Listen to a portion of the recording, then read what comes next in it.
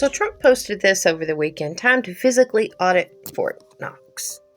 Well, this was just posted. The U.S. government reports holding 147.3 million troy ounces of gold at Fort Knox, worth more than $500 billion, despite not having conducted an independent physical audit in over 70 years. That is what is being said. It hasn't been done since 1953. They call it an annual verification process. It's called an internal review rather than a full physical audit.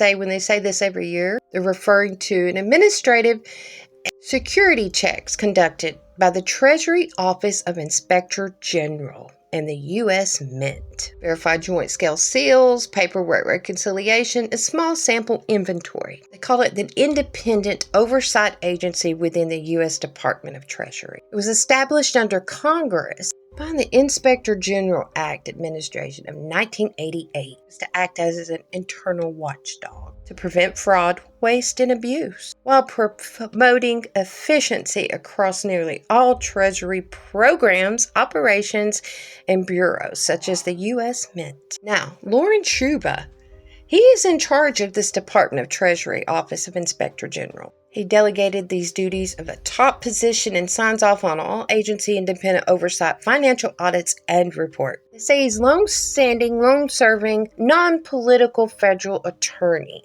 Now, he joined in 2009 after working for the U.S. Postal Service in 2000. Now, he's one of the people that Trump had wanted in that group to resign, but he had remained in his role as Deputy Inspector General. He was in favor of doing the audits with the Department of Government Efficiency, DOGE. Apparently, he actually initiated the investigation. In February of 2025, he is caught scrutiny by the Democrat Party and others for doing it. But records show that he actually personally donated roughly $2,300 to Kamala Harris's and other Democratic candidates during the 2024 election cycle. Now, this would show his personal political leanings as a citizen. Say this just represents that he has a standard individual contributions rather than a coordinated relationship or formal job placement or friendship with these high-ranking